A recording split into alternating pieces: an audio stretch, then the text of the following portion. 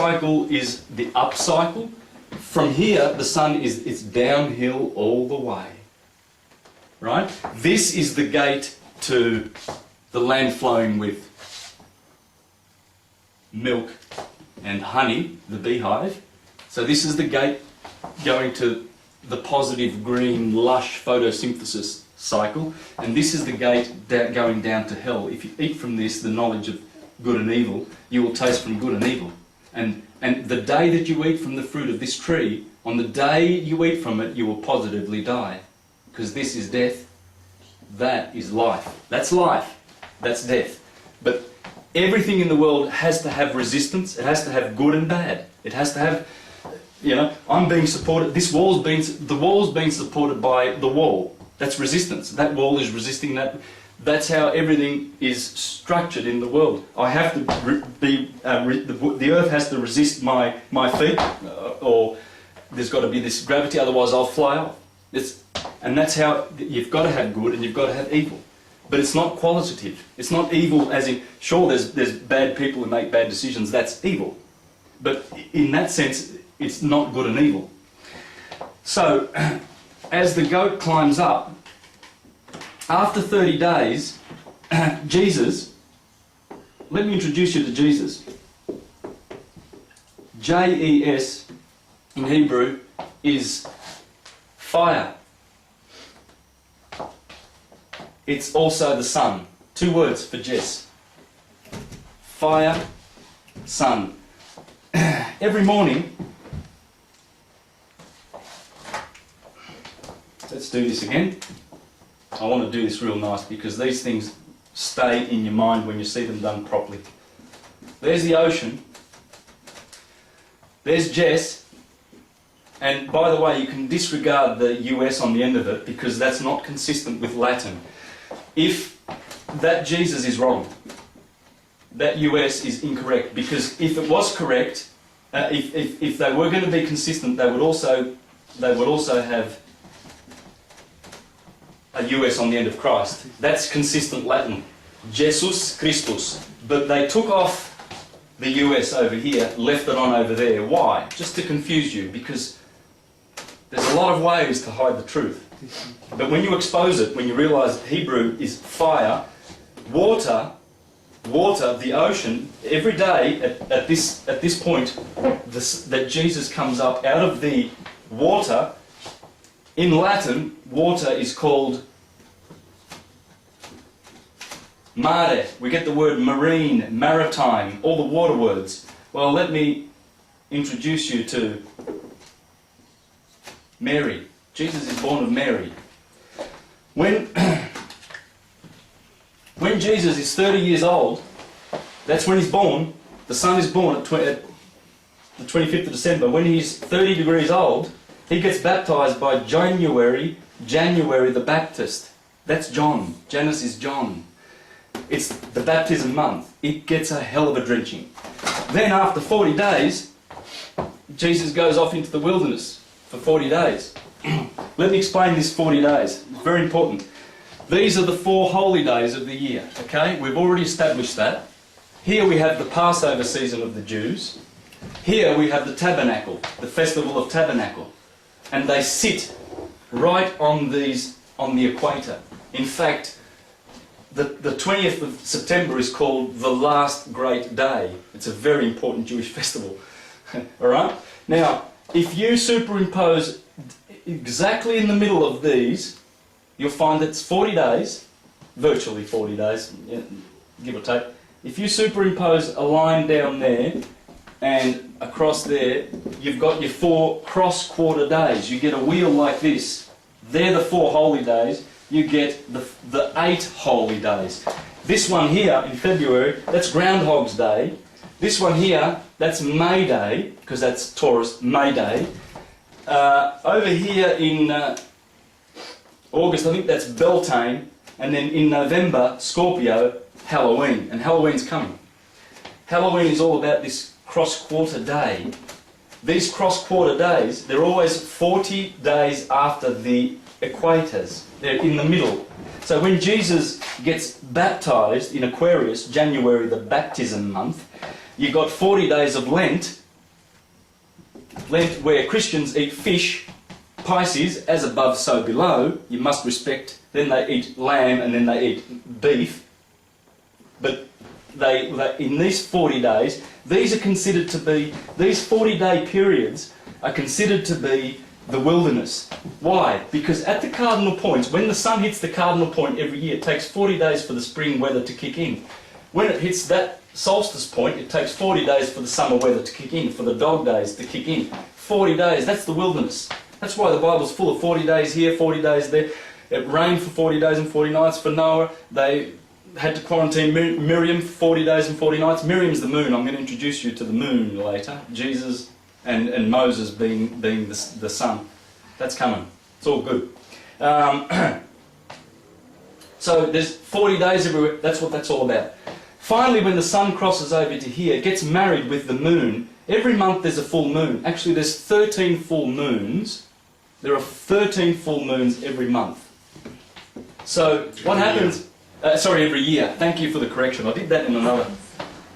so you've got... What happens eventually is that there's going to be 2 full moons in a month.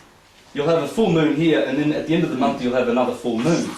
Okay? They're actually supposed to be called moons. We're supposed to have 13 of them. Moons. With the female menstrual cycle. Exactly. I'm going to explain that right now. So, the moon, Jesus has 12 disciples, male, and he's got this one Mary Magdalene that keeps following, and she's a questionable person because it's the moon. The moon gets extra sex somewhere, so the sun has to be suspicious because he wants to impregnate the moon himself. Impregnate the moon, did I say? Well, let's read Plutarch, first century writer. He was writing on the Egyptian religion, and he spoke about Isis and Osiris. In that book he says, "For this reason they also call the moon the mother of the world, and they think that she has a nature both male and female, as she is receptive and made pregnant by the sun." So, let's have a look at the moon cycle.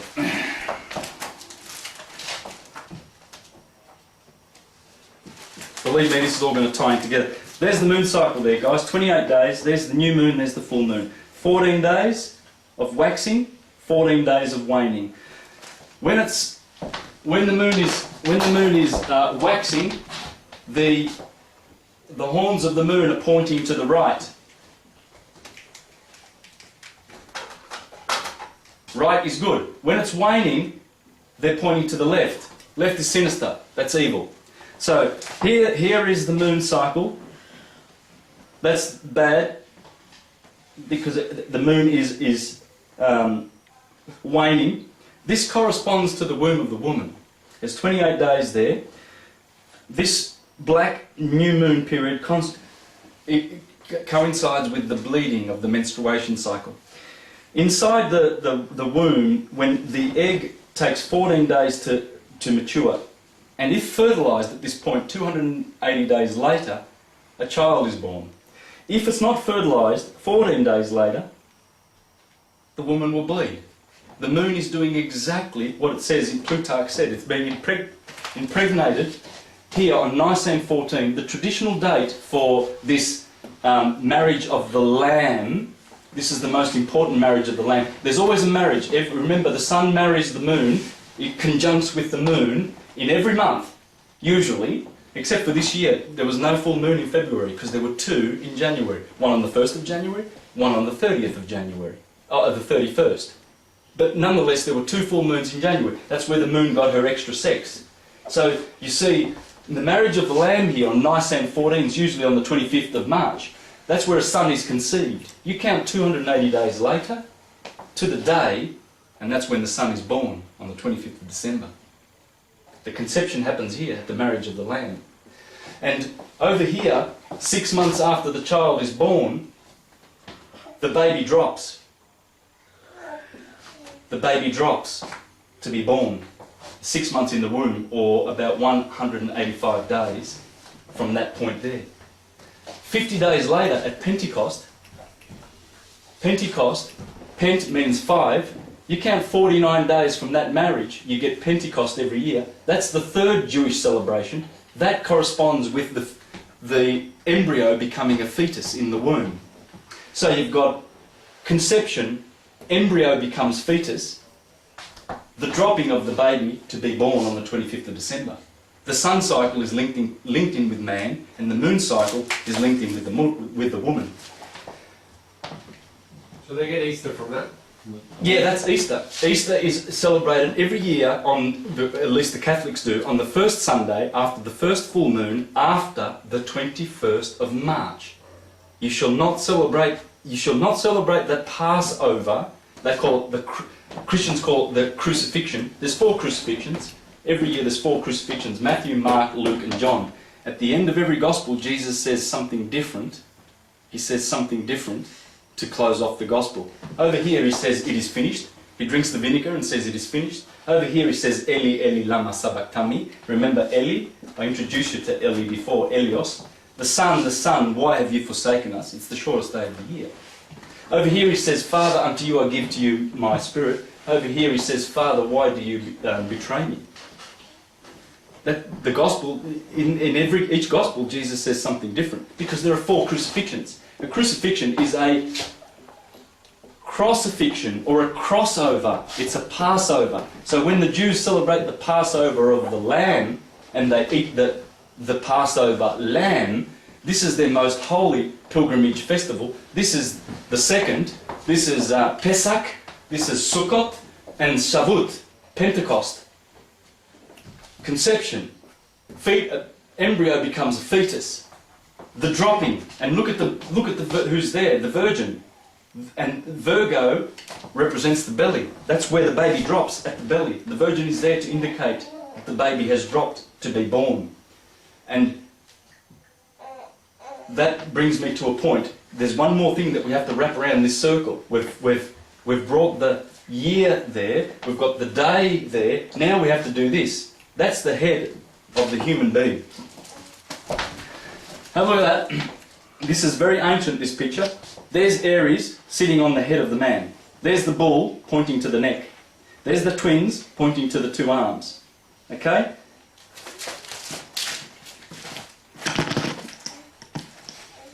Sorry about that. There's Aries, the head. This is the circle that I'm drawing. Only this guy's going around that way. I'm going around this way. Okay. So, and let me just read to you what Marcus Manilius has to say about this, just so that you know that this is science. This is based on science. I'm going to plonk all the body parts here. Remember, Aries is the head, the mouth and the throat. Gemini, these are the twins. Pollux and Castor, the twins. Cancer is the chest, Leo is the heart, Virgo is the belly, where the baby drops. Libra is the kidneys, the scales, justice. Okay? Scorpio is the generative organs, Sagittarius are the thighs, Capricorn, the knees, Aquarius the shins, and Pisces the feet. Now, when you do your astrology and you do it properly, you will notice that if you meet a person who is an Arian, you will see that their head is very, very prominent. These guys, their necks, they've got big necks. These guys, their chest is prominent. These, their arms, they've got long arms, usually. Their arms are very prominent. They're quick with their hands. Mercury rules Gemini. These guys are chest people. These are heart people, proud people. They walk around like lions. They usually have a beautiful golden mane. You know, you look at a lot of performers, rock stars, and Mick Jagger, he's a Leo. He's a roaring lion. Robert Plant, he's a Leo, the golden mane. You know, they love the limelight because they're in the light. Because Aries rules 6 to 8. Taurus rules 8 to 10. Gemini rules 10 to 12 every day. Cancer, look at this, 2 to 4. Leo, the roaring lion, 2 to 4 is the hottest part of the day. These people love the limelight. When you start thinking like this, you understand all things. Virgo, these people usually have a prominent belly because Virgo rules the belly. Libra, Scorpio, these people, thighs, Strong thighs. I've picked people's star sign just by their strong thighs. I've looked at their thighs and I've said, man, this guy's got to be 7'2". There's Andrew. He's got some powerful thighs, mate. Believe me. But